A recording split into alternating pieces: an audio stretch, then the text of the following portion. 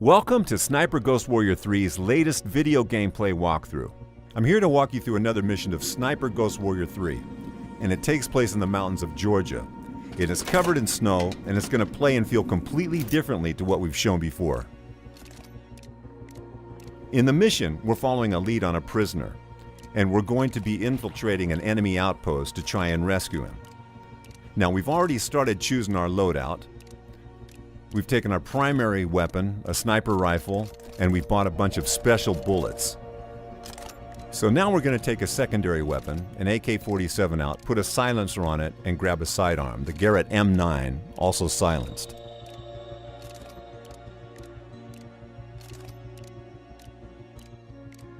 We grab a knife and go to the gadget section. And here the most important thing is the drone, which is going to be our best recon tool.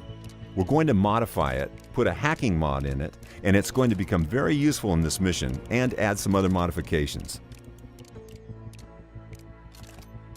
Then we're going to take a few throwing knives, some frag grenades, and maybe a C4 explosive and a decoy trap. So once we've got that, we take on some armor and we're good to go and do our mission.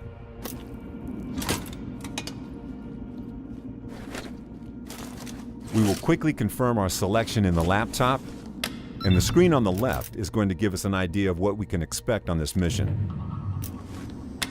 John, I found the location of that place, that slaughterhouse. It's in the mountains to the north. We have no time to waste. Just don't get yourself killed.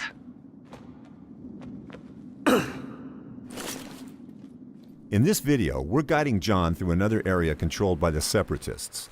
They've pushed back the NATO-backed Georgian forces and taken over a large part of the country, including military bases, civilian towns, comm stations, and industrial facilities. They have a lot of know-how on how to operate the most high-tech facilities, and John's official task is to find out how they can be operating at such a high capacity and then to shut them down. His unofficial agenda, though, is to find his brother, Robert North. Robert was taken by unknown operatives 2 years before, and recent reports indicate he was seen in this area of Georgia. And we're going to find out what's happened to him and get him out. Whether he wants to be helped remains to be seen, as nothing is ever simple in these kind of scenarios. Okay, so we've arrived at the mission area, and normally snipers work in pairs, with a spotter who detects targets and measures the distance and wind. But John is deep inside enemy territory without backup, so he has to act as his own spotter.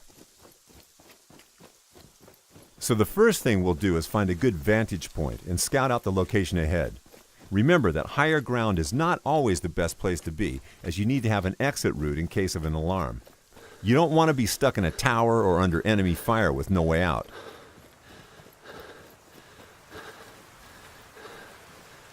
Watch out, John. The whole place is monitored with CCTV.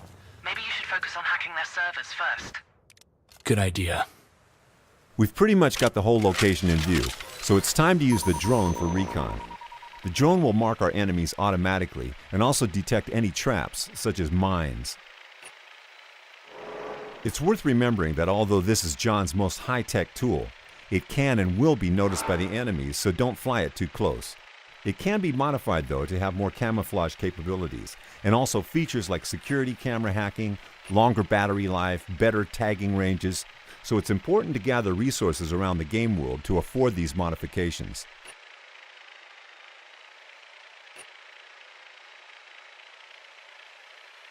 There's a CCTV box appearing on the screen, and Lydia, who has both a professional and personal history with John, has asked us to hack those boxes to make infiltration easier.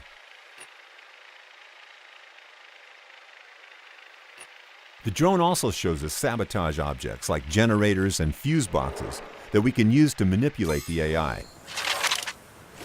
When we're done with recon, it's time to take the sniper rifle and take our first targets.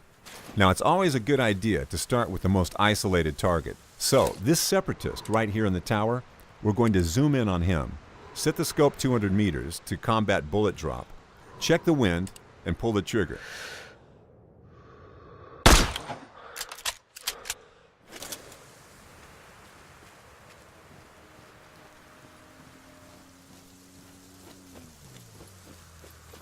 In this mission, we're about 2/3 into the game, and the place we are attacking is pretty heavily guarded, with CCTV cameras, armored enemies, sentries and towers, and traps.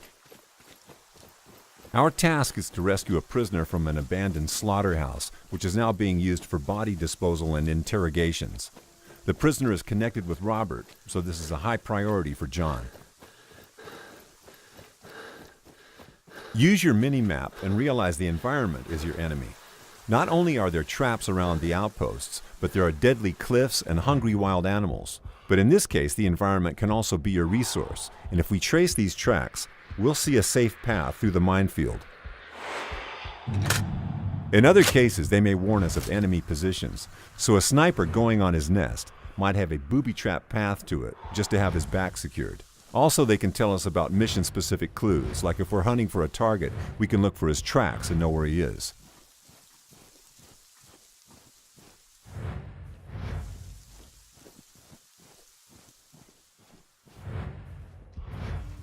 John is also a skilled demolitions expert, so he can disarm those mines and can even get some resources out of it.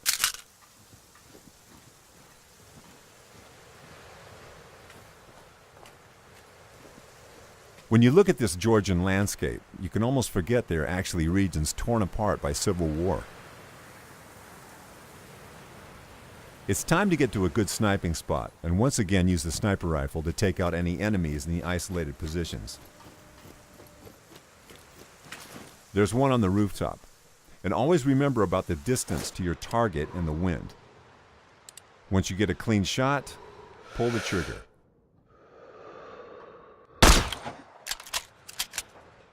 After neutralizing this enemy, we have a clear path for the drone to fly it to the CCTV box and disable it like Lydia told us to.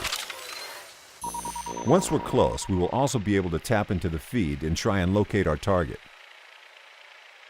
These cameras are a good way of gathering intel on your outpost. Even if it's not directly specified in your mission, it's always a good idea to hack them and see what's out there waiting for you.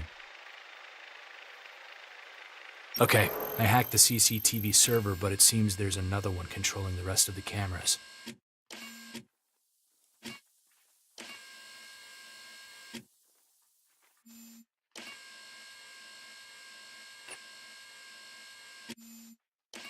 Lydia? Yes? I know the location of our guy. He's in one of the rooms in the basement. Good. Move on. Okay, we have the location of our target now. We know he must be important to the Separatists because it's a very heavily guarded outpost. And we still have to get to him, so we're going to zip down and see if we can find a path to the basement.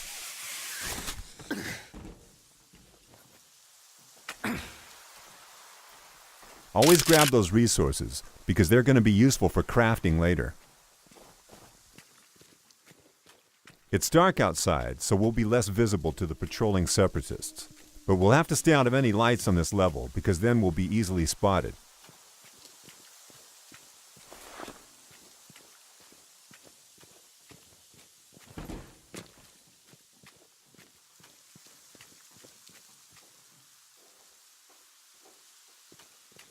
There's a lone enemy in an isolated position, so we're going to try to sneak up on him and interrogate him.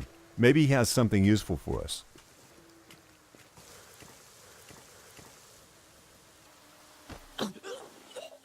How do I get to the basement? Keycard. I don't have it, but my partner always leaves his on the table. Depending on the mission parameters, these enemies might give us different information. So in this case, we got the information on a key card that will allow us access to the basement. But due to the open nature of most of the missions in Sniper Ghost Warrior 3, we do not have to follow that path.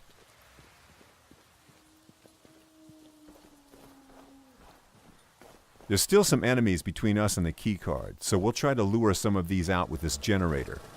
We'll turn it off to have someone come and investigate, and we'll set down an ambush for him. The generator's dead again. Fuck!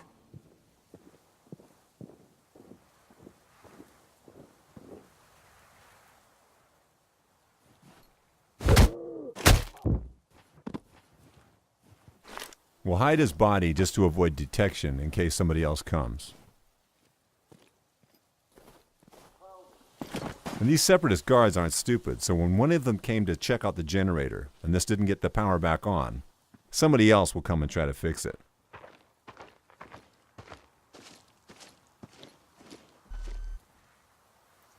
So we'll leave this guy to fix the generator and take care of him later.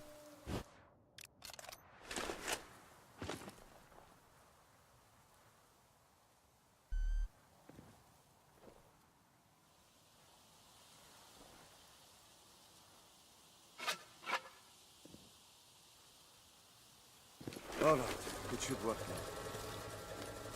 now. So now we're sure no one else will come to investigate the generator, but it's still a good practice to hide the bodies, especially as this is in a highly illuminated area, and the light levels are actually what guides any perception in this game.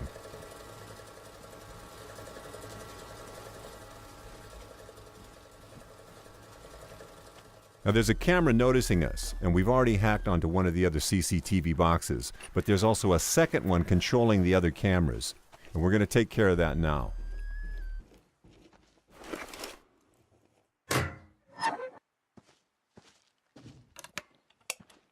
Once we're in, we can cycle through the feeds to make sure we haven't missed any enemies, and maybe get a better view of the keycard. There's the card, and like I said earlier, we don't have to actually get it, but this is something that will get you into the basement where the prisoner is undetected, and that's really important in terms of an exit strategy. Because once you're in, you have to get out, and it's not going to be easy with an entire outpost of enemies waiting for you. But if this is how you want to play, you can plant explosives, or use a grenade to blow the door to the basement.